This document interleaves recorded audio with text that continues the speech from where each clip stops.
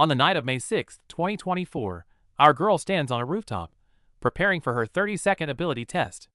Looking down at the city lights, no one would suspect this high schooler is planning something incredible. Without hesitation, she leaps from the edge. As she falls, streaks of orange energy erupt around her. This isn't a leap of despair, but the moment her true power finally awakens. In an instant, our girl finds herself 50 kilometers away in the ocean. Despite coughing from the cold water, she checks her phone GPS and confirms she's truly mastered the art of teleportation. Back home, she appears in the doorway soaking wet, giving her mother a real fright. Faced with her mom's worry, our girl quickly grabs a towel, trying to hide the traces of her daring midnight adventure. But the peace at the dinner table is just a facade. Seeing her father's memorial, the fire of revenge burns again. Knowing his attackers are still free, the warmth in her eyes vanishes instantly. To get her revenge, she needs to know her limits. Back on the rooftop, she discovers a 2-second cooldown and a 24 jump limit. She'll have to be precise if she wants to survive. This time, she attempts a risky wall phasing test. It works, but the agonizing pain makes her break out in a cold sweat. It seems using this forbidden power comes with a heavy price. With an incredible teleportation ability, our girl's first move is to test her carrying capacity. Facing a mountain of 5 billion won, she realizes she now holds the power to change her destiny, though her calm expression is almost chilling. Back in reality, she still has to play the part of an ordinary student. But the world isn't kind. A luxury car nearly plows through the crowd, serving as a reminder that social status often commands more presence than any superpower. Our girl tries her best to stay under the radar in class. In a school dictated by social hierarchy, being invisible is her best defense. While she calculates how to use her powers, she's forced to act like a total nobody. But the urge for freedom becomes unbearable. She slips away to a secluded storage room in the school. In this quiet corner, her glowing eyes reveal that she's about to attempt something incredibly bold and dangerous. To master her gift, she resorts to extreme training, free falling from the sky. Dancing between life and death, she finds a sense of liberation. For a moment, the dull world actually looks magnificent through her eyes. But reality strikes back. Just as she tries to catch her breath, the bullies track her down. Led by Li Lua, they treat our girl like a toy, crossing the line with physical and mental humiliation to crush her spirit. This degradation is beyond sickening. Li Lua forcibly smears lipstick on our girl's face into a twisted mask. The contrast between that wicked smile and our girl's tears creates a suffocating sense of violence and despair. Instead of stopping it, the cronies cheer and record the abuse on their phones. To them, it's just a fun game. They even joke about sharing these photos later, showing how truly rotten these classmates are. The abuse peaks as Lua blasts her with a cold water hose. But the freezing water only douses her final bit of patience. At this breaking point, her eyes glow orange-red. The executioner is finally waking up. The campus bullying continued as Lua mercilessly sprayed our girl, taunting her relentlessly. Our girl could only tightly hug her head, desperately enduring the humiliation. Next, Lua cornered our girl for more severe torment. Our girl was forced to bend and arch her back, trying to evade, while accomplices filmed with their phones, coldly recording everything and even joining in the mockery. In an instant, our girl seizes the moment, using her teleportation to launch Lua high into the air. Before we know it, the once arrogant bully is plummeting toward the ocean from a terrifying height. Our girl teleports back alone, collapsing among the scattered cash to act exhausted. The bullies are completely bewildered. How could Lua vanish into thin air right before their eyes? The contrast here is chilling. While our girl gasps for air on the ground, maintaining her act, Lua is fighting for her life in the freezing ocean, screaming for a savior who isn't coming. Lua reaches desperately for the light above, but the ocean's weight is merciless. The once untouchable bully is now sinking into the dark abyss, finally tasting the terror she inflicted on others. A flashback reveals our girl's dark past. Covered in blood as a child, she stands over her family's dog. After the dog killed her pet rabbit, she took a knife and delivered her own brand of justice. To her, justice has always been an eye for an eye. This cold, innate instinct is why she didn't hesitate with Lua. It wasn't just revenge. In her mind, it was a necessary punishment. Back in the present, Lua's consciousness is fading beneath the waves. As air bubbles escape her lips, her body sinks helplessly into the deep, marking a truly haunting end for the bully. Huddled on the ground, our girl's eyes glow a haunting red from the strain. Despite completing her revenge, A flicker of doubt crosses her mind. Did she really just cross the ultimate line? Panic erupts as the gang leader, Jihan, demands to know where Lua went.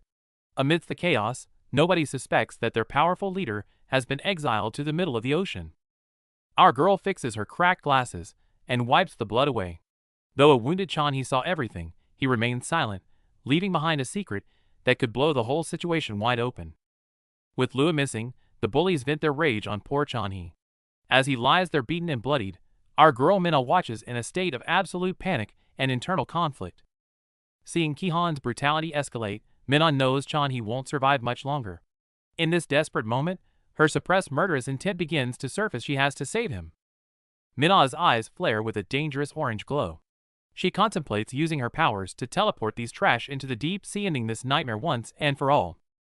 Just as Minna reaches her breaking point, the homeroom teacher intervenes.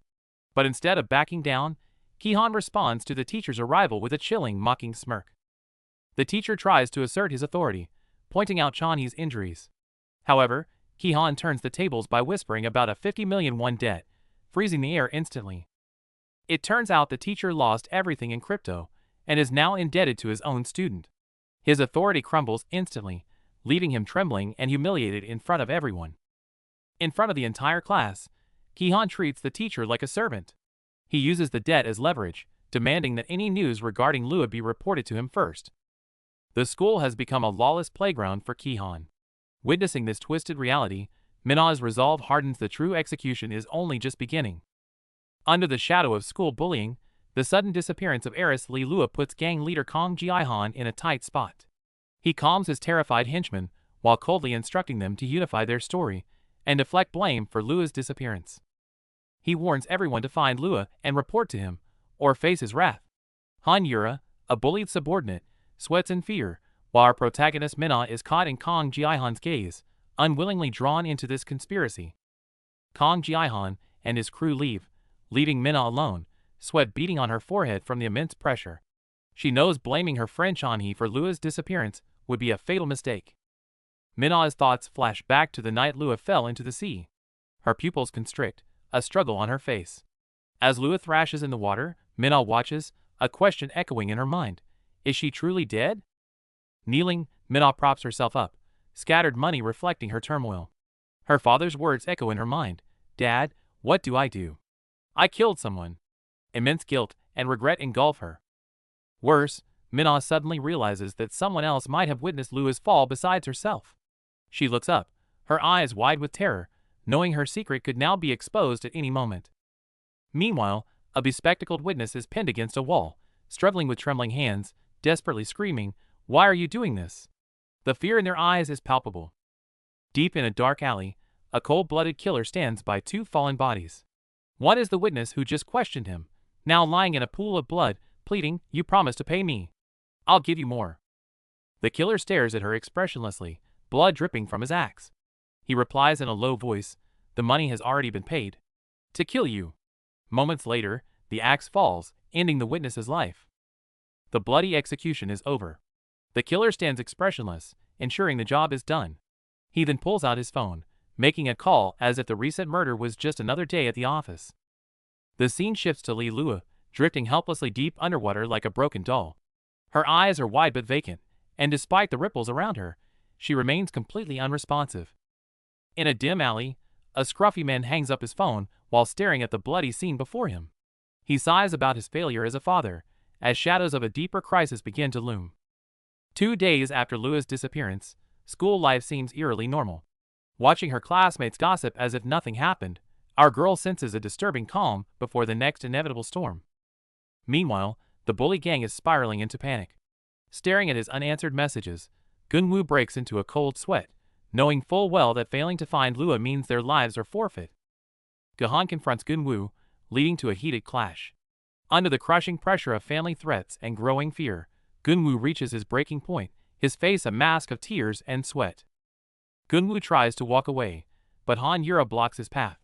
Usually an ally in their schemes, she now sports a sinister grin, clearly holding a trump card that could ruin him instantly. Yura reveals photos of Gunwoo spiking drinks at a club. Facing this blatant blackmail, the once arrogant bully is silenced, his eyes flickering with a mixture of intense rage and helplessness. Pressed by Yura's demands, Gunwoo has no choice but to submit. Their friendship has devolved into a pit of mutual exploitation, forcing him to grit his teeth and keep playing this dangerous game. While school remains calm on the surface, Chanhee is nowhere to be found. A sudden flash reveals a terrified boy with his mouth taped shut. It seems a new wave of chaos has already begun. Back in class, our girl Minna is feeling the heat, sensing eyes on her. She's spiraling, terrified that if the Ilhe group links her to Li Lua's disappearance, she's as good as dead. Just as Minna is drowning in cold sweat, Chanhee pops up out of nowhere to ask if she wants to hit the internet cafe. It's a harmless question, but it nearly gives her a heart attack. Elsewhere, our guy Lee Soo-hyun is cruising through the city with his partner. They picked up on something fishy. Social media queen Li Lua hasn't posted in 2 days, and her phone is dead. Staring at the screen, Soo-hyun's gut tells him things are going south. His professional intuition clicks as he realizes they're being tailed, but he's not about to let some amateurs get the drop on him. No more games.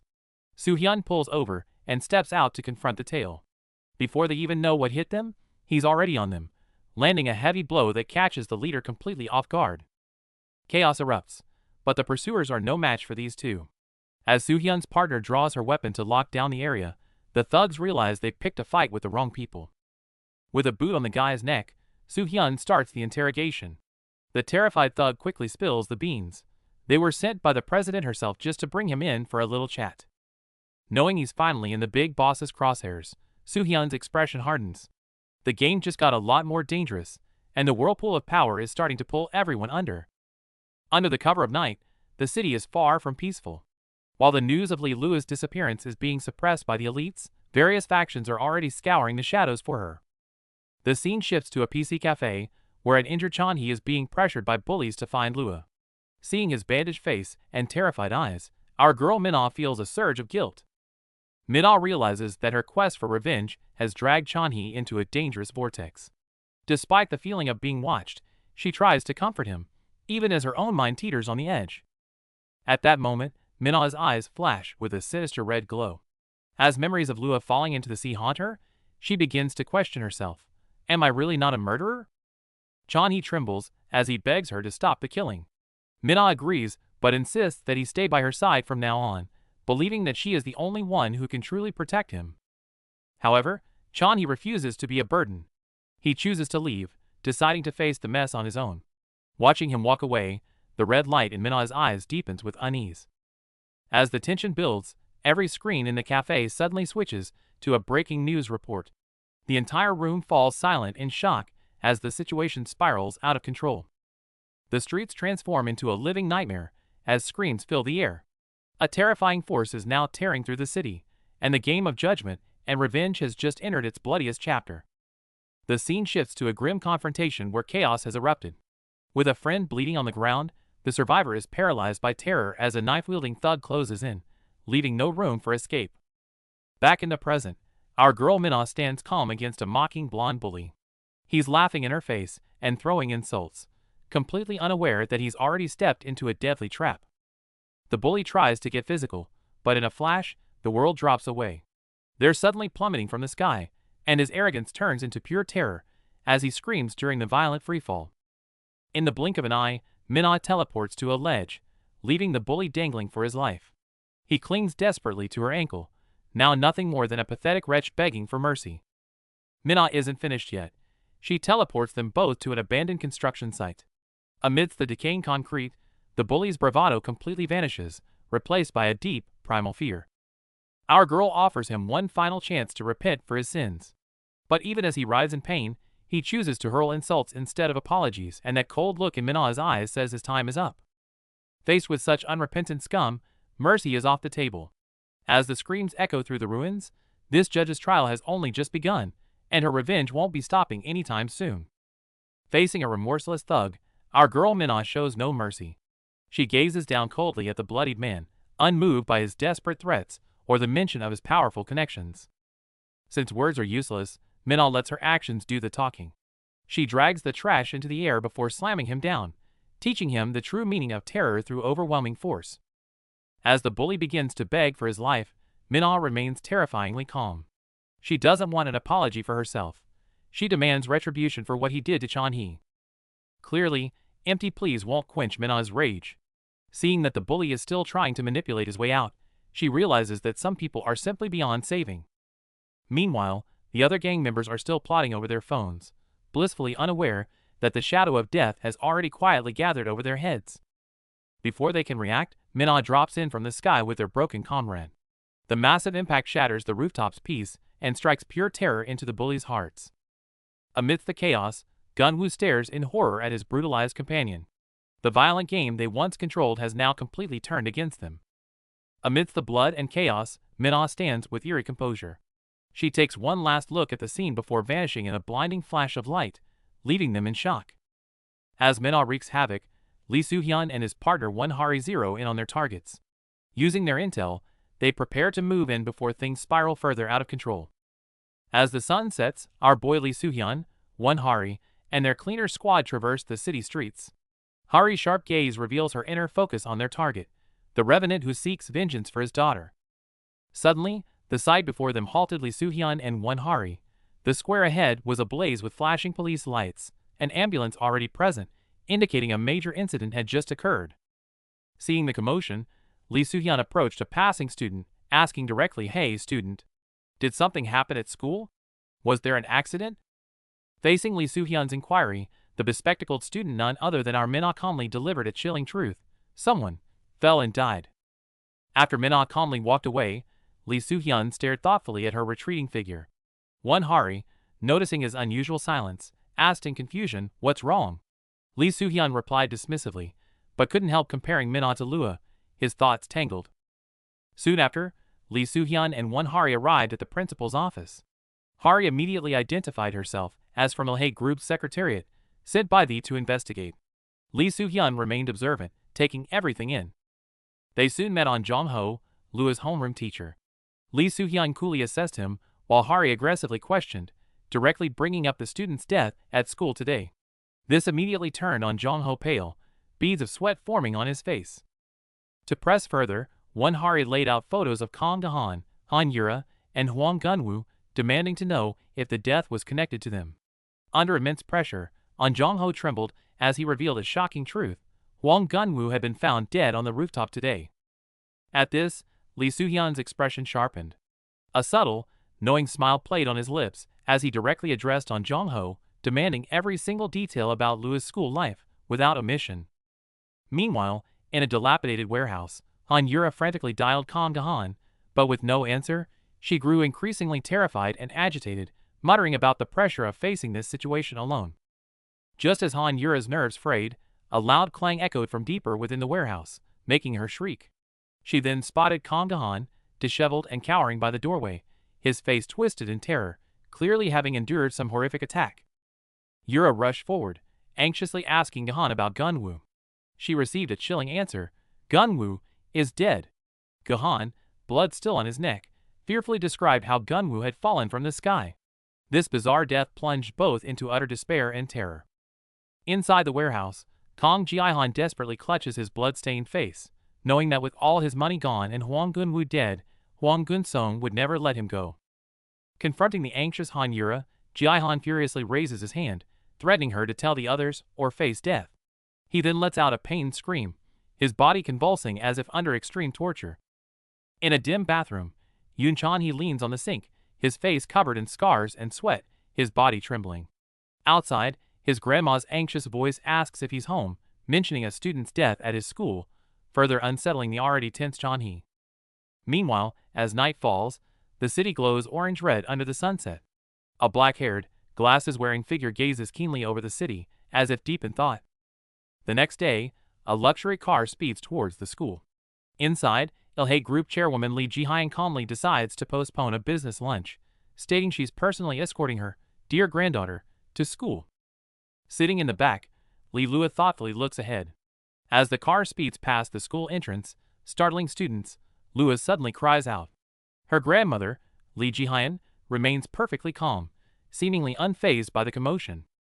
Grandma Ji-hyun looks at Lua, asking with a hint of disdain, "Playing with addicts and loose change, you call that business?"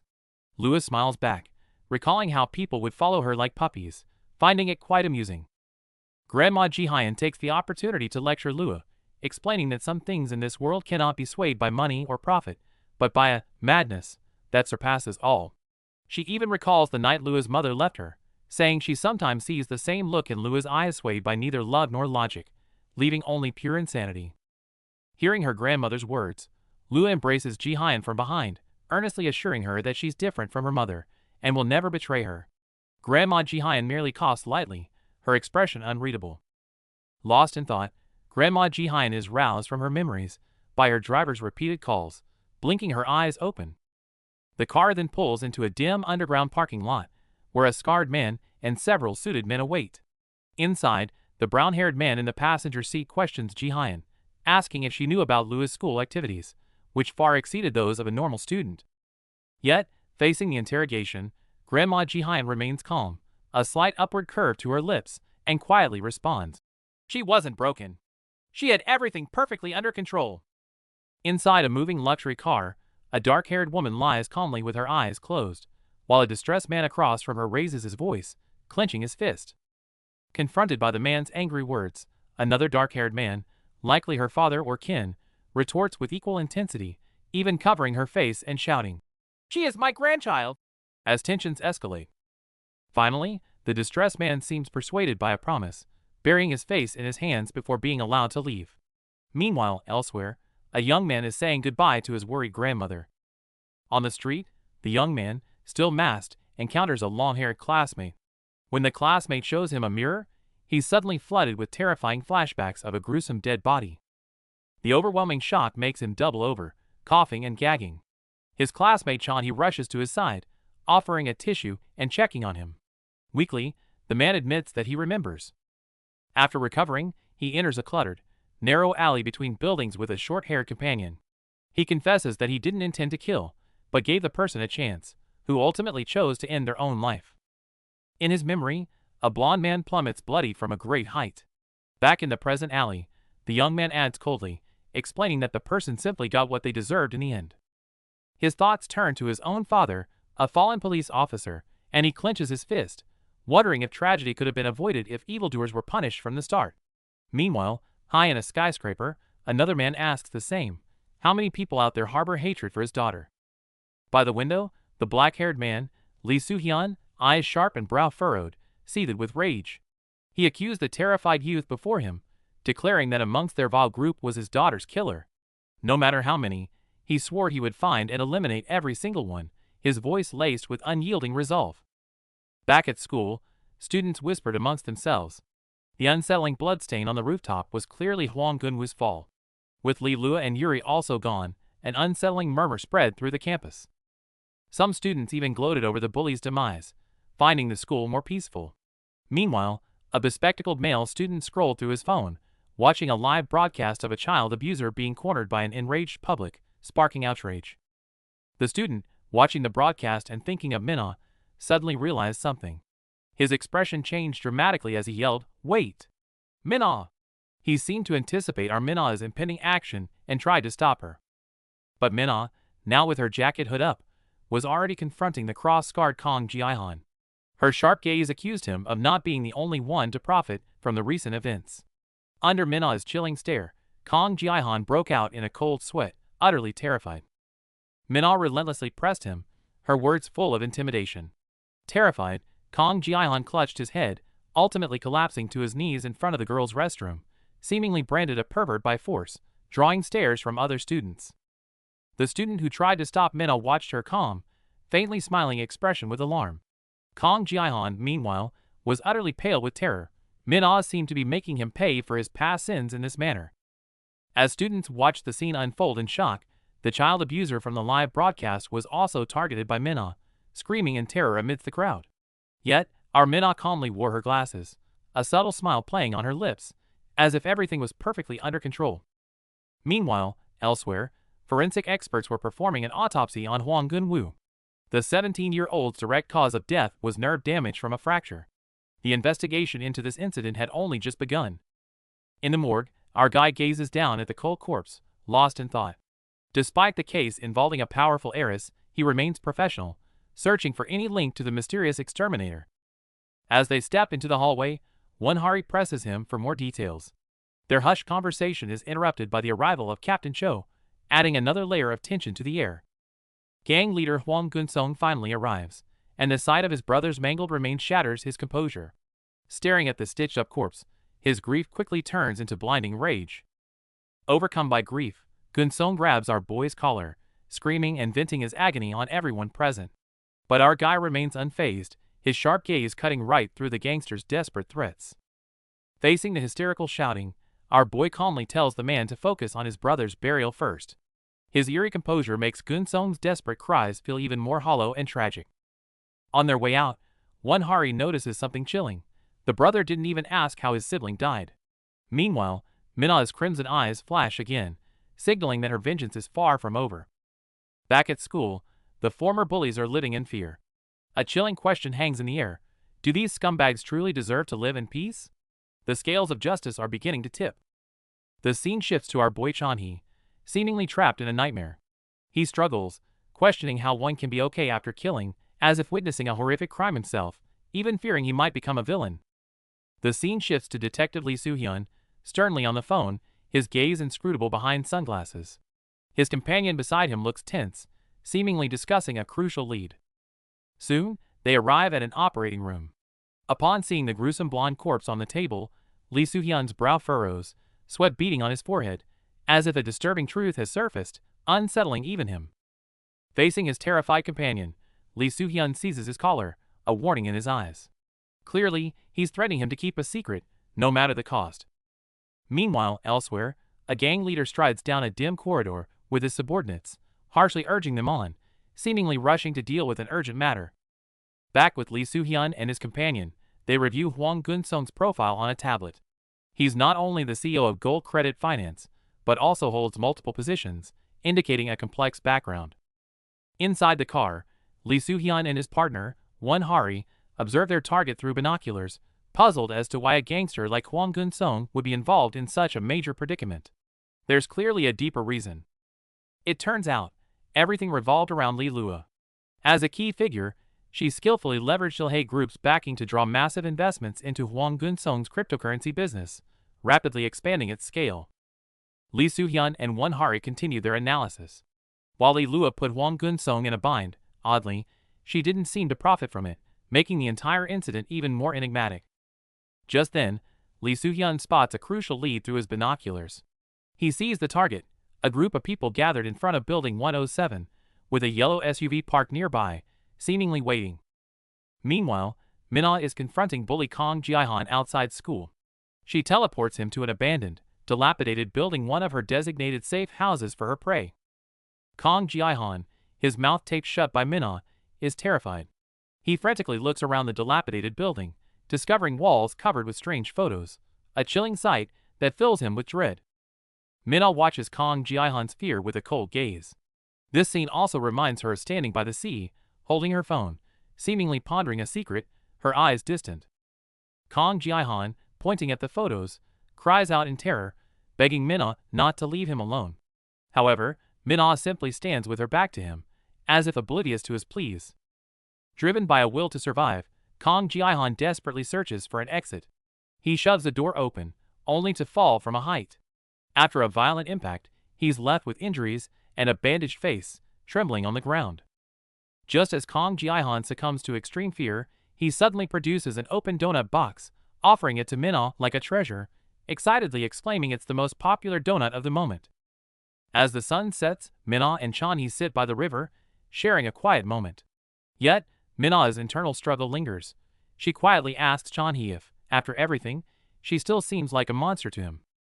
Chanhee, surprised and puzzled, asks Minna why she can't just enjoy simple moments without using her powers. Minna, deep in thought, admits she doesn't understand the origin of her abilities, feeling as though she's fulfilling a duty.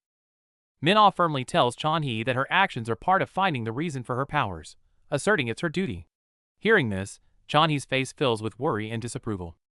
It turns out Kang Ji-han, one of the bullies used by our Minna, is furious and terrified after her previous executions, blaming her for almost getting him killed.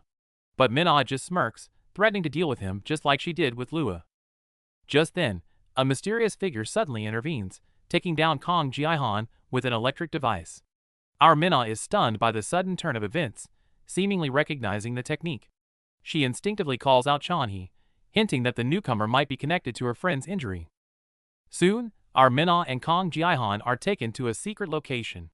The sunglasses-wearing boss arrives, and his subordinates confirm the people have been brought. Tied to a chair and disoriented, Minna is suffering from a splitting headache, completely unaware of her surroundings, clearly in a precarious situation. Masked and bound, our Minna can only worry about her friend Chanhee. Meanwhile, Kong Jihan faces brutal interrogation from the gang leader. Terrified, he's confronted with the boss's stern question, "Jihan, what exactly happened?" Inside the dim room, the gang leader Huang Gunsong has completely lost his mind.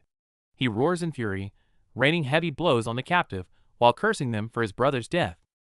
Minna sits bound to a chair, forced to witness the brutality firsthand. The cracked floor and splattered blood tell a grim story, but in her silence, something dangerous is beginning to brew. The air turns cold as the interrogation intensifies. Huang grabs Minna by the hair, forcing her to look up as he demands answers, unaware of the lethal glint forming in her eyes. As Huang continues his taunts, something snaps inside Minna. Memories of the rooftop tragedy flash through her mind, and her eyes ignite with an orange-red glowy warning of the power about to erupt. Suddenly, a massive shockwave erupts with a shower of sparks. Before Huang can react, the sheer force of the blast sends him flying backward, crashing helplessly into the debris. The gang members are left speechless, rushing to their fallen boss in a panic. Though Minna repelled them, the toll of her power is heavy, and a single tear falls down her bruised cheek. As chaos consumes the building, the cleaner Lee Soo-hyun finally arrives. The scarred investigator isn't here to talk. Alongside his partner Hari, he begins carving a path through the gang with his fists. Lee Soo-hyun dominates the scene, grabbing thugs by their throats to demand the boss's location. Beside him, Hari smiles with eerie cheerfulness, a contrast that sends chills down everyone's spine. A flying knife streaks through the air. The thugs, thinking they had the upper hand, grin mockingly. But the blade unexpectedly swerves, striking one of their own in the forehead, turning the scene instantly bloody. It turns out our blonde, Hari, subtly guided the strike. Just as she flashed a victorious smile, a bald strongman lunged, pinning her down with a knife, instantly reversing the situation. With a knife at her throat, Hari's pupils flared a dangerous red. She instantly countered, holding the blade to a thug's mouth with a chilling smile, ready to begin her interrogation. Soon, the rooftop became a bloody hell. Thugs hung upside down or writhed on the ground in agony, covered in blood. Hari calmly held the knife to her captive, seemingly absorbed in the brutal interrogation. Amidst the carnage, the scarred Lee Soo-hyun arrived, seemingly wanting to stop Hari. But he was distracted by an anomaly above. More thugs were falling from the sky like rag dolls. No one knew what truly happened, but then, a mysterious blue-haired figure emerged, her pupils glowing with a dangerous red light, signaling an even fiercer storm was brewing. Indeed, our Minna made a powerful entrance with her teleportation ability. With her first move, the aggressive thugs were instantly sent flying, twisting in pain midair, as their weapons were destroyed by an unseen force. However, each power burst brought intense side effects. Minna clutched her head, groaning in agony, unable to fathom why this time was so painful, as if her head might explode. Seeing Chanhee unconscious and covered in blood, our girl completely panics, desperately calling his name. Realizing his life is hanging by a thread, she knows he needs a hospital immediately, but as a fugitive, she has no idea where it's safe to take him. However, the enraged gang leader, Gunsong, has no intention of letting her rest. Our girl is knocked to the ground. Despite her desperate attempts to teleport, the severe trauma to her body causes her powers to lag, leaving her helpless as danger closes in again. Paralyzed by agonizing pain, our girl falls into utter despair. Gunsong has completely lost his mind, swinging a baseball bat with nothing but revenge for his brother on his mind, while even his accomplices are terrified by the sheer brutality of the scene. As the fatal blow is about to land, our girl desperately prays for her power to awaken. But with a sickening crack sound, instead of a miracle, her situation only worsens, and the overwhelming feeling of powerlessness brings her to the brink of a breakdown. Gunsong ruthlessly pins our girl down and deals another brutal blow to the already dying Chanhee right before her eyes. Witnessing her friend's further brutalization, she lets out a haunting scream, enduring a level of mental and physical agony that is almost unbearable. Extreme pain ignites the last of our girl's willpower as her eyes bleed a deep crimson, tears mixing with blood. But Gunsong is like a demon without mercy, relentlessly swinging his metal pipe, determined to end everything right here in this abandoned factory. After the frantic beating, silence finally falls over the factory. Everyone is drenched in blood, with Chanhee and Minal lying in a pool of it. Gunsong coldly stares at our girl, noticing she's still clinging to life, and the murderous intent in his eyes flares up once more. Just a moment ago, our Minal was brutally tortured by an unknown man, covered in blood and agony, while he twisted his smile, muttering threats as if to melt her alive. Then, another figure in black, like a phantom, descended upside down, striking Minal viciously. She was flung violently against the wall, blood splattering anew. Just as Minal's life hung by a thread, a scarred, dark-haired man suddenly appeared. He quickly leaned over, asking with concern if she was all right, seemingly her unexpected savior. The scene shifts to Kong Jiaihan in his school uniform, locked in a fierce struggle with gang leader Huang Gunsong. Huang Gunsong, one of the enemies from Minal's past, brutally beats Kong Jiaihan, sending him crashing to the ground in agony. Just then, the mysterious man Li Suhyun, who had previously aided Minal, arrived. He, too, asked the fallen Kong Jiaihan about his injuries, then thoughtfully brought up the girl. Li Suhyun's words put Huang Gunsong on alert. He looked at Kong Jiaihan with suspicion, as if asking what she was doing there, a conversation loaded with meaning. What followed was even more shocking. Li Lua, whom everyone believed dead, was found oddly preserved in a sealed container, her chest and abdomen marked with stitches. The sight instantly filled all onlookers with terror. Witnessing the bizarre scene, Li Suhyun erupted in fury. Without hesitation, he launched a fierce assault on Huang Gunsong, sending him flying and radiating a dangerous killing intent. Huang Gunsong struggled to his feet, yelling furiously at Li Suhyun, unable to believe he survived the previous attack, his words full of shock and rage. To Huang Gunsong's challenge, Li Suhyun gave a cold smile, admitting his opponent was tougher than expected.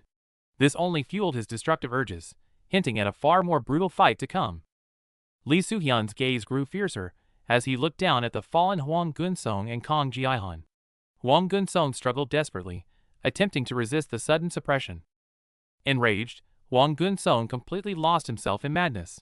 Yelling his brother's name and cursing Li Suhyun, he recklessly charged, determined to overpower him with brute force. Huang Gunsong's punch landed heavily on Li Suhyun, forcing him backward. Yet, Li Suhyun showed no retreat, instead mocking Huang Gunsong's despicable act of feigning conversation to ambush him. Despite taking a heavy punch, Li Suhyun calmly remarked that Huang Gunsong's punch was decent enough. Then, his tone shifted sharply, as he sternly condemned Huang for using such strength to harm a girl, his eyes filled with disdain and anger. Before the words fully left his mouth, the two engaged in another fierce struggle. Huang Gunsong launched a barrage of punches, while Li Suhyun dodged deftly, seeking an opening to counter. Dust kicked up from the wooden floor as the battle intensified. The scene opens with Suhyun brutally assaulting Huang Gunsong, the gang leader. He lands a fierce punch to the head, showing no mercy, leaving Gunsong utterly defenseless. Despite taking a beating, Gunsong retaliated fiercely, his fists slamming into Suhyun's abdomen and chest. Yet, Suhyun merely cast a cold, disdainful glance at his fury. Suhyun then struck again, delivering a heavy blow to the back of Gunsong's head, knocking him to the ground. He looked down at the fallen man with a cold smirk, as if saying, "Don't die on me yet." Meanwhile, Suhyun's partner, Won Hari, collapsed exhausted, urgently calling out, "Sir!" desperate to understand what had transpired. Just then, Hari spotted our girl in Suhyun's arms through the doorway. Suhyun was on the phone, instructing his company on how to handle the aftermath, and told Hari to call the medical team. Our girl seemed to regain consciousness, weakly opening her eyes, trying to utter her name. Seeing her bruised and battered, Suhyun's gaze was complex, as if he were deep in thought. Our girl suddenly shuddered, her eyes wide, pointing at Suhyun and asking, "Please?" Her pupils contracted, tears welling, as she softly murmured, "Father!" seemingly recalling her deceased dad in that moment. Suhyun gazed at our emotional girl with a complex expression, but he still carried her into the car, deceptively telling her, "That's right. Daddy will save you." At this moment, our girl lay in a bed at Ilhe University Hospital, hooked up to various tubes, her vital signs weak. Her mother finally arrived at the hospital, bursting into tears upon seeing our girl awake. She gently told her, "Are you awake? It's Mom. The doctor said you took a hard hit to the head, so you must rest well. However, our girl looked bewildered, unable to recall what had happened earlier. Her mother held her tightly, choking back tears. I was so scared of losing you. Our girl listened to her mother's words, her eyes filled with confusion and unease.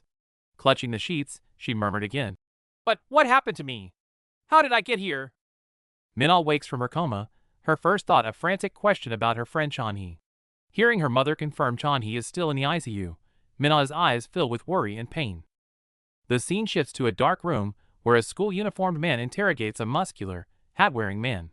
Despite the captive's furious curses, the schoolboy's tone is icy, warning him to cooperate or face dire consequences. As the blonde woman makes her move, the previously defiant muscular man collapses, screaming in pain. She even coldly asks if this counts as chiropractic therapy, revealing her ruthless methods.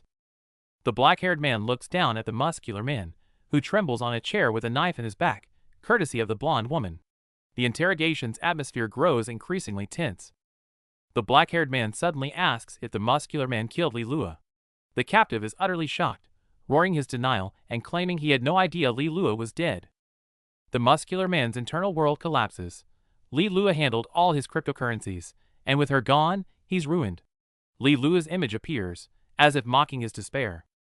On the hospital bed, Yoon Chanhee finally woke up after days of unconsciousness, causing the lady by his side to express immense gratitude to Detective Lee Soo-hyun for saving Minna.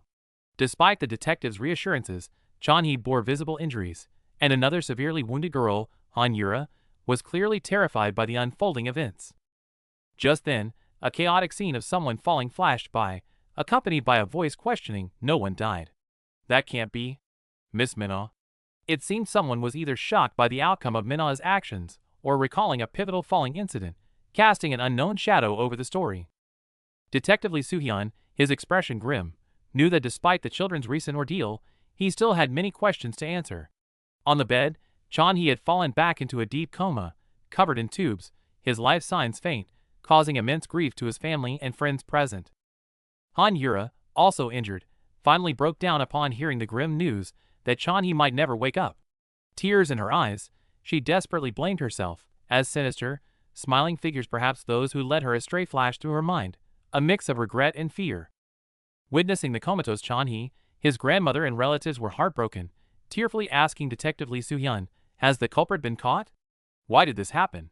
Even the emotionally exhausted Han Yura cried out helplessly, questioning fate's cruelty. Detective Lee Soo-hyun gently comforted the distraught Han Yura, but she couldn't stop her violent hyperventilation and trembling, eventually collapsing helplessly to the floor. Amidst her cries, an urgent call for Minna emerged, as if both accusing and pleading for help. Detective Lee Soo-hyun gazed at the silent Han Yura, asking if she felt better, but received no reassuring reply. He then announced his departure, leaving Han Yura on the hospital bed, her expression complex, her mind adrift in a sea of thoughts. Suddenly, Han Yura broke the silence, looking directly at Detective Lee Soo-hyun. What happened to the one who harmed Chanhee? Were they only arrested? Lee Soo-hyun gravely informed her the culprit was dead, assuring her she had nothing to fear. This sudden news made Han Yura's heart race, as a violent image of the killer's demise seemed to flash through her mind, pulling her into deeper thought. Seeing our girl battered and bruised, Detective Cho comforts her, insisting she shouldn't feel guilty for the scum's death. But all Minna can think about is her friend Chanhee, who broke down trying to take the blame for her. Playing the role of a fragile victim to perfection, our girl bows her head and timidly thanks the detective, totally wrapping the veteran cop around her finger. Meanwhile, just outside the hospital, Soo-hyun and Hari are dealing with a massive headache. With the gang boss suddenly dying during interrogation, their only solid lead has gone cold. Back in the ward, Minna stares at Chanhee, who is deeply comatose. The brutal memory of the gang boss torturing her friend still horribly haunts her mind. Although the gang boss got what he deserved, the bullies who started all this are still breathing. Standing by the bed, she silently vows to wipe them all out without a single mistake. The scene cuts to the Ilhe Group headquarters. The imposing chairwoman furiously interrogates Soo-hyun, demanding to know how they expect a dead suspect to talk and provide any answers. Facing the chairwoman's harsh accusations, a fiercely loyal Hari completely loses it. She snaps back, explaining that Soo-hyun didn't kill anyone. The gang boss's chest suddenly exploded on its own. Before things get out of hand, Soo-hyun quickly cuts Hari off and takes the blame himself. Accepting his apology, the chairwoman issues a cold final warning: failure won't be tolerated again. Under immense pressure from the corporate higher-ups, Lee Soo-hyun remains grim. He knows this isn't just a simple investigation, but also concerns the fate of the children abducted by Hwang Gun-sung. The conflict erupts as an agile man in a white shirt shows no mercy, sending his opponent in a suit crashing to the ground with a powerful punch, his cries of pain echoing through the hall. His comrades watch with tense expressions, the air thick with anticipation. After a fierce cleanup, the scarred man, Lee Soo-hyun, walks determinedly through the corridor, ignoring the horrified gazes of the medical staff. One Hari follows closely behind him. Clearly, the medical personnel here are deeply uneasy about their presence. Under the doctor's alarmed gazes, Lee Soo-hyun meticulously examines the comatose Lee Lua. Medical staff point out faint bruises on her body, especially on her back, noting their unusual color, seemingly distinct from normal livor mortis. This discovery darkens Lee Soo-hyun's expression. Yura sneaks back to the hideout with food, only to find Ji-han on the verge of a breakdown. Staring at the news, his mind is consumed by the horrific memories of Mina's brutal massacre. The image of Mina descending like a bloodthirsty demon with glowing red eyes has become his ultimate nightmare. Just remembering her calling his name is enough to freeze his blood. When Yura tries to hand him the food, his frayed nerves finally snap. He violently knocks the meal away and pins her to the messy floor, taking all his terrified rage out on her. Ji-han screams that none of this would have happened if she hadn't introduced him to Lee Lua. But Yura furiously fires back, reminding him of all the dirty money they made through that connection. After a vicious scuffle, the two of them collapse on the floor, utterly exhausted. Reality sets in: if they want to survive Mina's relentless hunt, they desperately need a powerful protector. Ji-han's eyes light up with a sinister realization. There's a colossal entity out there that wants Mina even more than they do, the Il-hei group. Meanwhile, Il-hei's formidable chairwoman is already making her moves. Summoned to her office, the scar-faced detective faces the chairwoman's wrath over his rough handling of her comatose granddaughter. But our guy just smirks, fully aware that she still desperately needs his skills. Inside the chairman's office, the scarred man makes a dangerous deal, swearing to catch the heiress's killer. He knows he has no way out. Suddenly, his subordinate Hari bursts in frantically. Ignoring his anger, she holds up her phone, claiming she just got a call from the heiress's closest friend. The girl on the phone sounds terrified, but her words drop like a bomb. "I know exactly who killed her." Meanwhile, our girl is already making her move. Standing on the rooftop, she pinpoints the bullies' exact hideout just by analyzing a single photo posted online. Her eyes glow red as she prepares to teleport. However, not knowing the room's layout, she holds back to avoid jumping blindly into a trap. Just as she thinks of a plan, suspicious cars pulling up downstairs catch her eye. Zooming in, she is shocked to see the scarred man and his crew arriving. Realizing these dangerous guys are after the same target, she knows time is up. Adjusting her glasses, she decides it's time to force her way in. Scarface and his crew, including the red-eyed Hari, march out of the elevator. They've tracked down Han Yura and ordered their men to secure everyone inside. The sharp-sensed Hari suddenly glances back. Meanwhile, our girl Minna is hiding in the shadows, panting as she secretly tails the dangerous group. Inside the room, Han Yura is trembling with fear. Suddenly, the doorbell rings, and a group of strangers appears on the security monitor. Outside, Hari flashes a sweet, innocent smile, trying to coax Han Yura into opening the door. But behind her back, she's gripping a deadly axe. As Hari peeks through the door crack, the unexpected happens. Masked Minna suddenly appears like a ghost. The sudden eye contact completely startles Hari. Minna had already teleported inside. With a flash of orange light, she firmly grabs the screaming Han Yura from behind. Sensing trouble, Hari kicks the door wide open, but the room is totally empty. The person who was just there has vanished into thin air. Cut to the rooftop, Minna has teleported there with Han Yura. Thrown into shattered glass, Han Yura falls bleeding. The prey has finally landed in the hands of the true Punisher. Backed into a corner, Yura collapses in tears, desperately swearing her innocence. But our girl isn't buying it, and the cold smirk under her hood is absolutely chilling. Thinking about Chanhee makes our girl's eyes even colder. Completely broken, Yura desperately begs to be taken to Ji-han as her last hope. Meanwhile, the syndicate's pursuers finally bust in, only to find their target has vanished. Staring at the empty room, the furious leader simply can't believe his eyes. Realizing the mysterious superhuman is behind this, he immediately orders a massive lockdown, demanding his squad search every nearby rooftop to find Yura first. Hiding in his safe house, Jaehyun peeks through the blinds at the chaos outside. Watching the clueless pursuers, he's coldly calculating how to use Yura for his escape. Just then, the doorbell shatters the silence. Annoyed, Jaehyun checks the peephole, only to see Yura shivering outside, crying and begging him to open up. Furious, Jaehyun rips the door open to curse her out, but instantly freezes. Our girl is standing right there with a polite smile, her glowing red eyes practically declaring his execution. Like a ghost in the dark, our girl teleports right behind the terrified Kong Jaehyun. As he desperately scrambles for the door, she firmly clamps a hand on his shoulder. Jaehyun stumbles backward in pure panic, collapsing beside a battered Han Yura. Standing over the pathetic duo, our girl watches them with cold, merciless eyes. Recognizing her, Yura completely breaks down, crying and begging for mercy. But our girl isn't buying their act, coldly cutting off their pathetic excuses without a shred of sympathy. Suddenly, Jaehyun's terrified expression shifts into a wicked smirk. Pointing at the black cars outside, he gloats that he's already lured the powerful Hey group here to do his dirty work. Jaehyun arrogantly threatens that the conglomerate will destroy her if they find out her secret. To his shock, our girl doesn't even flinch, stepping closer and daring him to go tell them. Provoked by her merciless taunts, Jaehyun completely snaps. In a frantic rage, he pulls out a stun weapon, but shockingly aims it right at his own ally, Yura. With a blinding flash and a piercing scream, Yura is brutally shocked and collapses motionless. In this desperate situation, the villains are already tearing each other apart. Facing the bully, Manhwa in her executioner disguise bursts into a mocking laughter. Hearing this demonic sound, Gahan is instantly paralyzed by fear. She slowly draws her baton, coldly asking if he knows what happened to Chanhee. When he plays dumb, she ruthlessly smashes him in the head. Meanwhile, Soo-hyun and his partner catch the commotion from a nearby rooftop.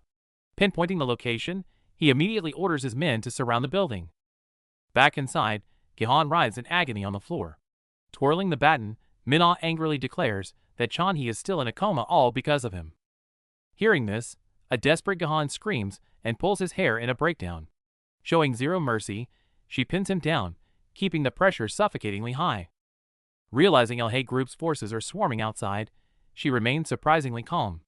Glaring at her captives, she coldly states they get to live a little longer since Chanhee survived. On the other side, Soo-hyun leads a massive squad of bodyguards right through the police barricade. They storm the building, fully intending to leave no one behind. However, despite the airtight perimeter, she uses teleportation to vanish into thin air with Yura. Left with nothing, Soo-hyun can only grit his teeth in frustration. Seeing Han Yura lifeless, the pursuit team is stunned. Just as they lock onto the suspect, he vanishes into thin air right before their eyes, leaving only a glowing ring behind. Staring at the empty rooftop, Hari realizes this bizarre escape matches the wealthy heiress's disappearance. Could this thug really be the superhuman they've been hunting? Furious that the killer escaped so effortlessly, Scarface instantly locks down the area. He orders a full sweep, but the radio reports bring nothing but dead ends. Facing a teleporting target, Scarface has no choice but to call off the hunt. Watching the culprit slip through his fingers drives him completely insane with frustration. Meanwhile, our girl is finally closing the net. This flawless frame-up was her masterpiece. Forcibly teleported, the bully is now in a terrifying freefall down a dark shaft. Slamming into the bottom of the abandoned mine, Jaehyun looks up in pure terror. In the dim phone light, he finally recognizes his grim reaper. It's Manhwa. The ruthless bully is now cowering and begging for his life. With ice-cold eyes, Manhwa demands he apologize to his victim, letting him know his personal hell has just begun. Desperate to survive, the once arrogant Gahan completely abandons his pride. He begs on his knees, like a lost dog, and obediently hands over his phone password.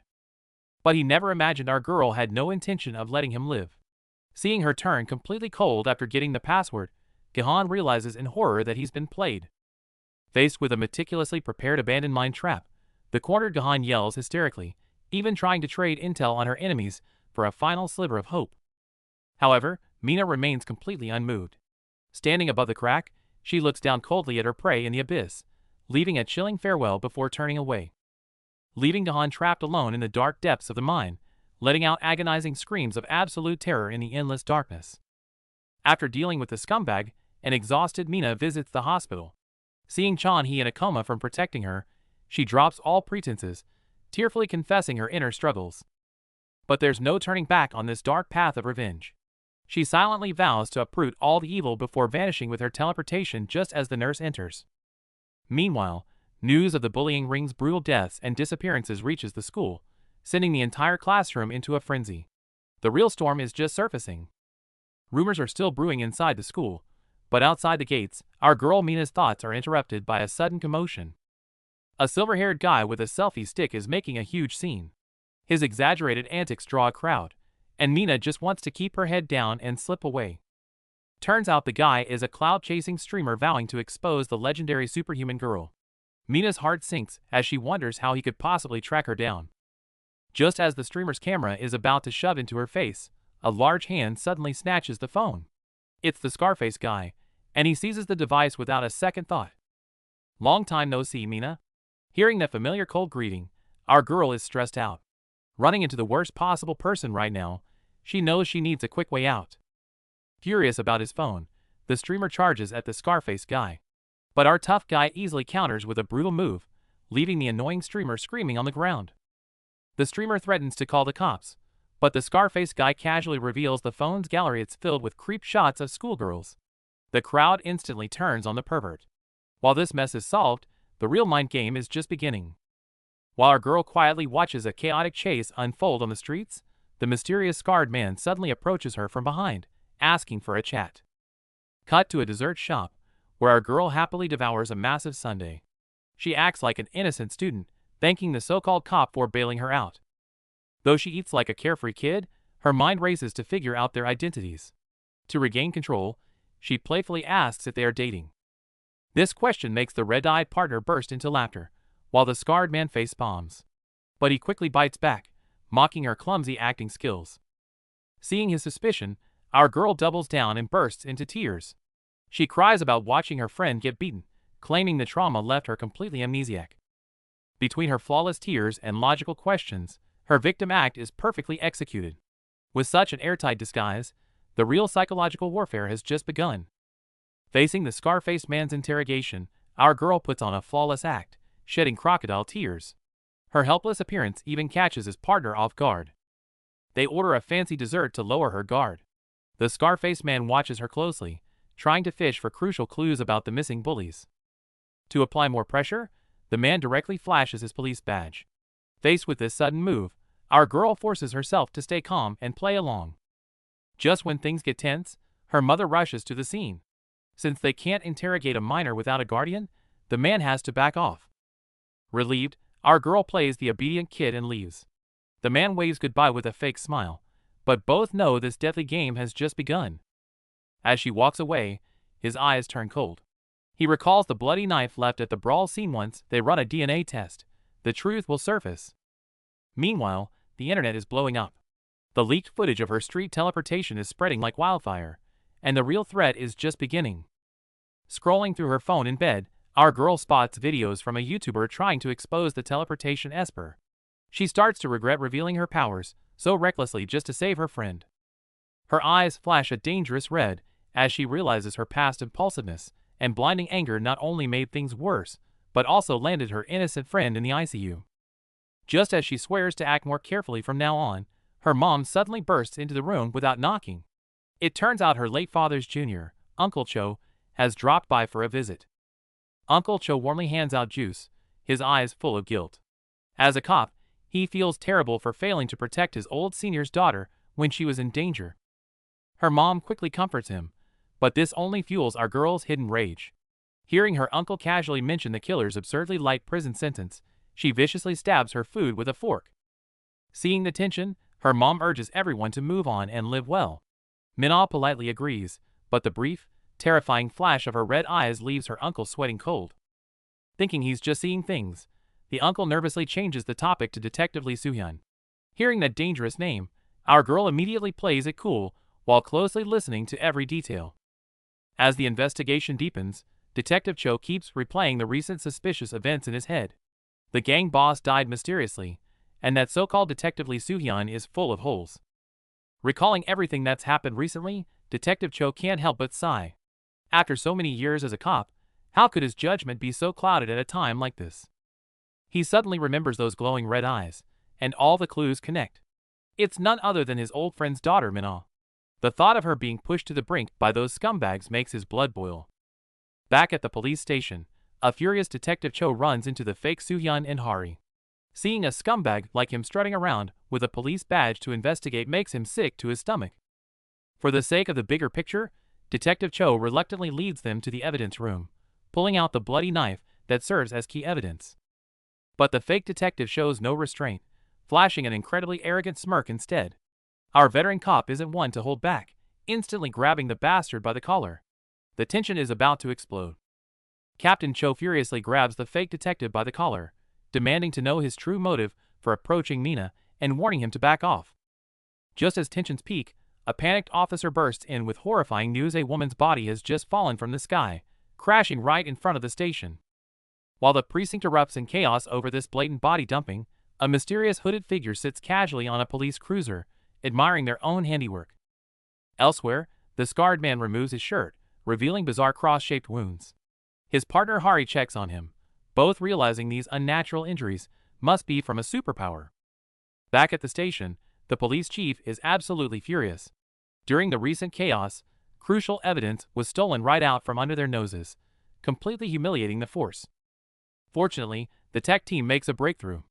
They match the audio left at the scene with the school bully Kong Ji-han.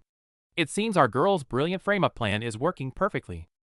Meanwhile, the cleaner team struggles with the clues. Despite doubts about his motive, the overwhelming forged evidence leads the police to arrest Gahan and his gang without hesitation. It turns out this is all the mysterious hacker's doing. By splicing together massive amounts of Gahan's voice recordings, he created a flawless fake confession to frame the bully. Proud of punishing the scum, the boy believes he's finally speaking for the victims. But a sudden, heavy news notification instantly freezes his smile. The news reports a fatal gas leak at Yugo Chemical Group, yet President Kim evades responsibility again. The heartbreaking cries of a victim's daughter deeply pierce the boy's conscience. Is the law just a shield for the powerful? As ordinary people plead for justice, LH Group's president Lee Ji-hyun enjoys a lavish banquet, celebrating the company's 50th anniversary. The stark contrast between the poor's sorrow and the rich's revelry is deeply ironic. Amidst the celebration, an uninvited guest approaches Cha Woo-hyuk, whose eyes flash an eerie red. Facing her ruthless rival, Lee immediately senses the danger. Cha claims he's here to congratulate her, but his glowing eyes hint at a massive conspiracy. The real storm has just begun. Inside the grand banquet hall, a tense meeting between the president and CEO Cha is interrupted as Agent Lee marches in, claiming he has an urgent report. Annoyed by the intrusion, Cha dismisses him with a fake smile. But Lee isn't backing down. The two lock eyes in a fierce standoff, making the atmosphere extremely heavy. To break the ice, the president steps in. However, when she drops the bomb that Cha is actually Louis' fiancée, everyone present is left completely speechless. Meanwhile, Yugo Chemical's president Kim has just dodged a legal bullet. Facing angry protesters, he puts on a fake smile, promising support before quickly escaping into his luxury car. Safe inside his car, Kim drops the act, arrogantly complaining about the masses. But his smugness fades instantly when our mysterious hooded vigilante suddenly appears in the back seat. When Kim opens his eyes again, he finds himself trapped at a rusty abandoned factory. Recalling the terrifying figure from his car, the once arrogant CEO is engulfed in absolute fear. Waking up in a rusty, abandoned factory, President Kim Ji-hyun of Yugo Chemicals tries to use his elite status to intimidate the masked figure standing before him. But our vigilante isn't buying it. She pulls out her phone, ruthlessly listing the bloody record of employee deaths under his watch. This isn't a factory, it's a slaughterhouse. The old fox tries to justify himself with the pathetic compensation he paid out. It isn't until our girl exposes the luxury apartment he secretly bought that panic truly sets in. Our protagonist isn't here for money. She wants retribution. As she opens the valve, a deadly stream of hydrogen sulfide hisses into the room. The toxic trial has officially begun. Hearing that the room will be flooded with poison gas in 30 minutes, Kim screams in sheer terror. Our vigilante coldly watches, forcing him to feel the exact despair of his doomed workers. Dropping a notebook filled with the victims' names, our girl vanishes into the shadows. The once arrogant president is left coughing in the suffocating toxic fog, desperately awaiting the reaper. Meanwhile, in the luxurious office of the LH Group, The cunning chairwoman Lee finds Lee Soo-hyun's report about a superpowered individual completely laughable. To shatter his boss's skepticism, Soo-hyun pulls up the security footage. The unbelievable explosive scene on the screen proves that their ultimate nightmare has just begun. Inside the Yahello group office, the team reviews the bizarre investigation results. Thanks to the evidence our girl carefully planted, all fingers point to the missing bully, Kang Jae-han, as the supernatural killer. Despite the flawless evidence, sharp-wittedly Soo-hyun senses it's a deliberate provocation. However, the haughty executive just smirks, ordering him to bite the bait to drag the real culprit out of hiding. The group's ruthless efficiency kicks in. They instantly target Jae-han's family and freeze all his hidden assets. A total crackdown on his network begins, determined to force him out. Just then, Soo-hyun receives an unexpected call from Minna's mother. Completely unaware of the dark truth, she warmly invites him to dinner. Minna, having just returned, overhears the arrangement. Meanwhile, to extract Jae-han's whereabouts, the Yahello group is violently purging his network. Anyone connected to him is being ruthlessly tortured in their underground interrogation rooms. Hanging up the phone, Soo-hyun's gaze turns razor-sharp. He didn't agree to the dinner just to be polite. His real target for this psychological probe has always been the seemingly innocent high schooler Kang Minna. The scene shifts to a high-end barbecue restaurant. Minna cheerfully thanks the detective with a bright smile. On the surface, it's a cozy dinner, but a deadly psychological game has quietly begun. In the restaurant, Detective Cho warmly treats Minna and her friends to some barbecue. But behind this cozy gathering, a dark execution is already in motion. The scene cuts to an abandoned factory. The corrupt CEO, Kim Gyu-hyun, is tied to a chair, desperately struggling to break free as toxic gas slowly fills the room. Back at the warm dinner table, Detective Cho drunkenly confesses his guilt as a father. He shares deep sympathy for Minna, who tragically lost her own police officer dad. Meanwhile in the factory, Kim finally breaks free. Gasping for air, he discovers a thick notebook filled with his victims' names, the only survival clue Minna left for him. However, showing absolutely zero remorse, the arrogant villain bursts into maniacal laughter. He tosses the notebook aside, throwing away his only chance to survive without a second thought. Right at this moment, Minna quietly watches the factory's hidden camera on her phone. As the detective keeps talking beside her, she silently oversees the ruthless execution playing out to the very end. Facing Detective Cho's sudden questioning, our girl doesn't panic at all. When asked about the bully Lua's whereabouts, she plays innocent, pretending she knows absolutely nothing. Trusting his late colleague's daughter, Cho casually leaks a classified detail: Lua was found dumped in the sea. Our girl immediately puts on a flawless act of total shock. Cho solemnly explains that the police are investigating the motive, mentioning the thugs who previously kidnapped her. Hearing Jae-han's name instantly pulls our girl's thoughts back to that day. In her memories, Lua always wore that hypocritical smile while trampling on everyone's dignity. Back then, Lua humiliated them with money and forced them to stay after school for her twisted entertainment. Snapping back to reality, a cold glint flashes in her eyes. She confronts Cho point blank. Why did everyone play blind when Chan-hee was beaten half to death, but panic when the rich girl went missing? Meanwhile, Kang Jae-han, trapped in the abandoned mine, is on the verge of breaking down. Clinging to his ledger, he struggles in the dark, terrified that the demon who put him in this hell might return at any second. Faced with her sharp accusations, Cho lowers his head in shame, wishing he had noticed sooner to stop the tragedy. Unmoved, our girl continues to press him, trying to fish out exactly how much the police know. Despite his strong police principles, Noah's father is now in deadly peril. Just as he's suffocating in a locked gas chamber, a massive explosion blasts the door open, sending him flying into the debris. The scarred detective gasps for air in the rubble, while Hari stands above him unharmed. Eerily smiling, she mockingly brings up his missing daughter to taunt him. Meanwhile, the untouchable chemical tycoon lies dead in the muddy rain. Securing the scene, detectives look up at the tower, completely baffled by how the victim teleported here from the courthouse. The impossible circumstances immediately rule out an accident. Refusing to miss any clues, the police call in drones and ladder trucks for a massive sweep of the industrial building. However, mysterious cleaners act even faster. Under the cover of rain, they use special sprays to erase all traces and even locate the victim's hidden SOS phone in the wall. Just as the cleaners think they've erased everything, our disguised girl Minna makes her move. She decisively tosses the crucial SOS phone into the fire. With her glowing red eyes, she ensures her perfect execution leaves no trace behind. Soon, the shocking news of the tycoon's fatal fall dominates the media. Watching the broadcast, the arrogant elites who thought they could outsmart the law finally feel true terror. Arguments over compensation and the recent deaths are spreading through the city. As the victim scandals surface, the public is left shocked, questioning the true nature of justice. Our girl casually munches on snacks, while the news broadcasts the CEO's mysterious death. That distorted voice message on screen is actually her own declaration of judgment against the world. Authorities are scrambling to find the original audio file. They've begun to suspect a superhuman is behind the chaos, focusing their investigation on the link to Kang Ji-han. Despite a witness placing our girl elsewhere during the murder, her eyes flash a sinister red, suggesting that she is far more involved than anyone dares to suspect.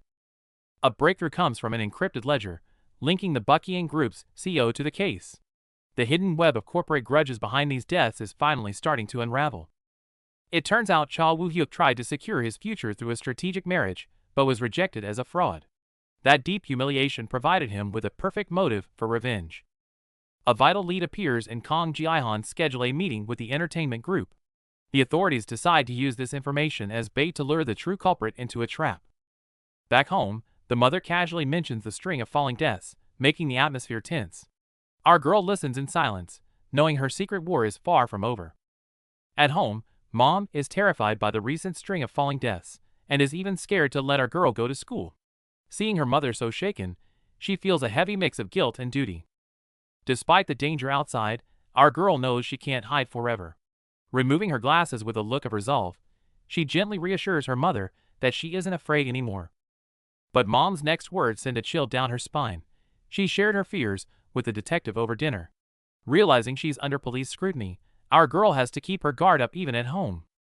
Over the weekend, our girl visits the hospital to check on Chan-hee. Seeing her best friend hooked up to a ventilator because of her choices, she is consumed by a crushing sense of guilt. Chan-hee's grandmother, unaware of the truth, is just grateful for the company. Watching the elderly woman struggle with the hospital bills, our girl silently vows to take full responsibility. In the middle of this somber moment, an uninvited guest arrives, Lee Ja-hyun, the Ilhae Group chairwoman. Seeing the woman behind so much tragedy, our girl's shock is written all over her face. The calculating chairwoman plays it humble, approaching Chan-hee's grandmother as just a fellow student's relative. She even offers a supportive hand, but what scheme is hiding behind that kind mask? As Ja-hyun leads the grandmother away for a private talk, a dangerous red glow flickers in our girl's eyes. She watches intently, wondering if her secret identity has finally been compromised. Meanwhile, the sharp-eyed detective watches the suspicious encounter from the shadows of the hallway. The real game of wits might have only just begun. Facing the relentless probing, Minna tries to stay calm, but her racing heart betrays her. The scarred detective, Lee Soo-hyun, is clearly not someone she can easily fool. Meanwhile, the Ilhae Group president finally pieces the puzzle together.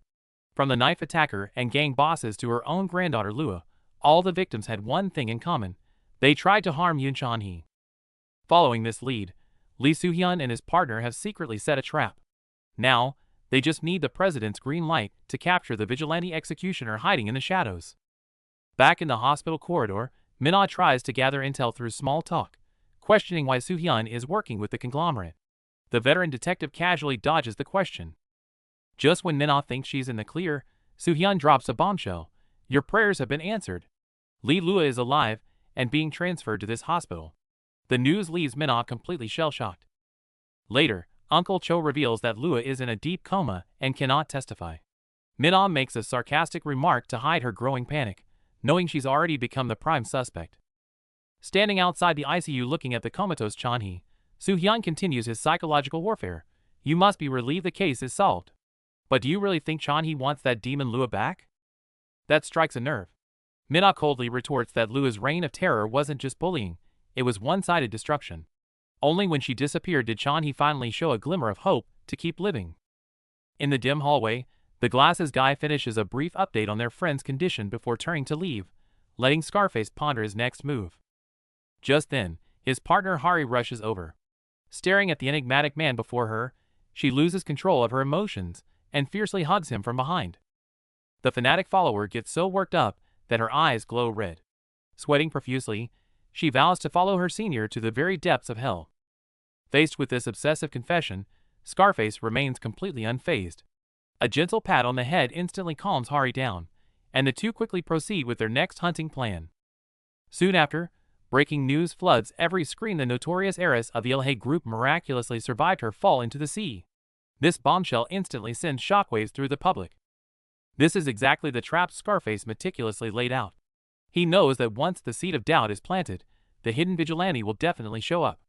The real counterattack has just begun. The sudden death of the chemical group's chairman completely blew up the media. News channels are working overtime, exposing this series of vigilante killings targeting the city's worst scumbags. Experts are debating whether this dark vigilante is a hero or just a cold-blooded killer. After all, those bullies and scumbags had completely slipped through the cracks of the law. Faced with the anchor's moral questioning about achieving peace through murder, our girl just scoffs while eating a burger on a rooftop. If you haven't done anything wrong, why are you scared?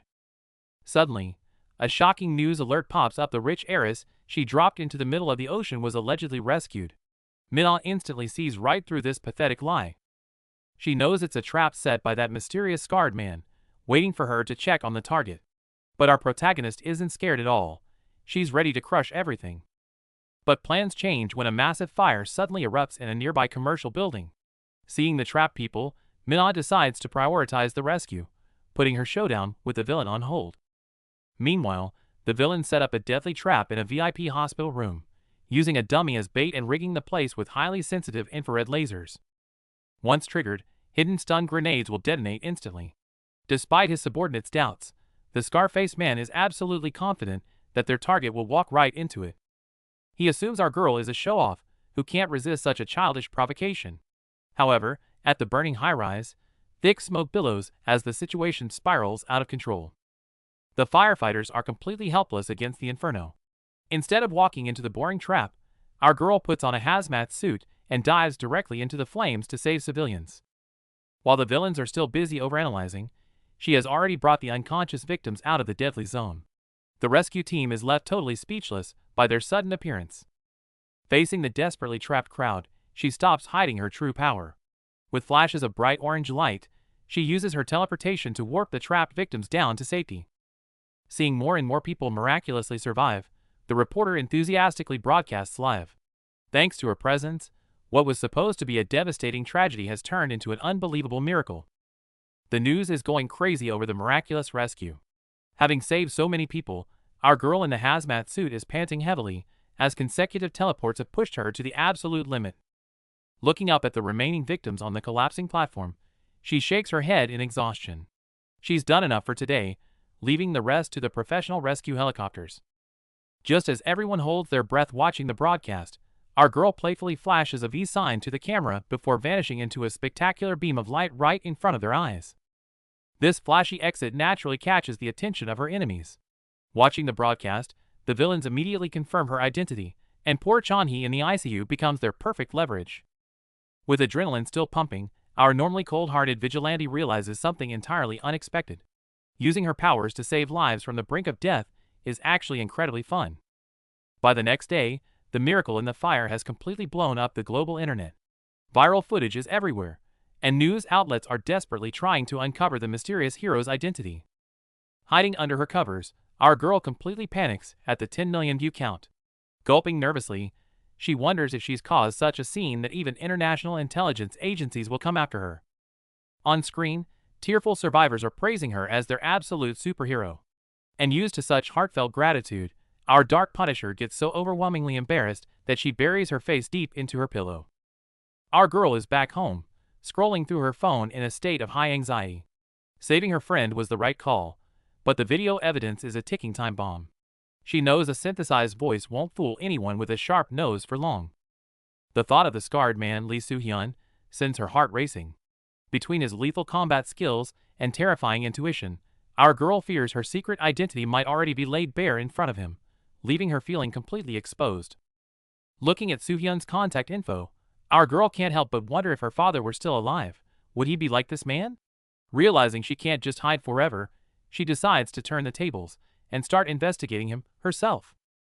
Meanwhile, the scarred detective is playing Hunter, meticulously analyzing the footage.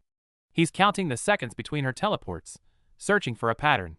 To him, No superpower is absolute, everything has a limit and a cooldown. By observing the rescue details, he's already deducing her weight limits and physical strain. He realizes that if they can exploit those few seconds of vulnerability, even the most elusive teleporter will have nowhere to run. To draw her out, he orders his partner Hari to leak the location of Li Lua's VIP hospital room. It's a blatant trap, betting that our girl's extreme sense of justice won't let her pass up a chance to finish what she started. When Hari asks about the endgame, the man's gaze turns icy. His guilt over his own daughter has curdled into a dark obsession. If our girl is indeed responsible, he has no intention of showing mercy, only retribution. In a different corner of the city, trouble is brewing at Spot Entertainment. Shards of a broken teapot litter the floor as a predatory executive corners a terrified employee. It seems a new shadow of sin is stretching out, waiting for judgment. A corrupt politician is assaulting a female employee when the door bursts open. President Cha's eyes flash red as he steps in, feigning outrage to stop the act.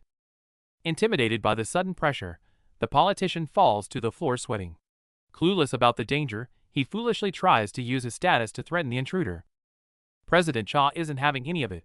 His pupils glow an eerie red as he ruthlessly attacks, leaving the man screaming on the floor with a broken arm. Calmly adjusting his collar, Cha smirks and orders his men to clean up the trash. Then, he turns his attention to the terrified female employee. Switching to a gentle savior persona, he easily charms the clueless girl. Leaving the room, Cha sneers internally at how easily these pathetic pawns are manipulated. To him, only someone as ruthless as Lua deserves to be his prey. Eager to trap everyone in his web, he changes his schedule to personally visit her at the hospital. Meanwhile, our girl is staring at her screen with a deep frown. She's trying to dig up dirt on Lee Soo-hyun, only to find the guy is practically a ghost online. Munching on chocolate, the guy in glasses decides it's time to take matters into his own hands. To clear his name and uncover the truth about Lua, he prepares to personally interrogate Mr. Lee. He wraps a glowing, spark-flying wire tightly around his gloved hands. With a sinister red glint in his eyes and a cruel smirk, he's more than ready to extract the truth by any means necessary.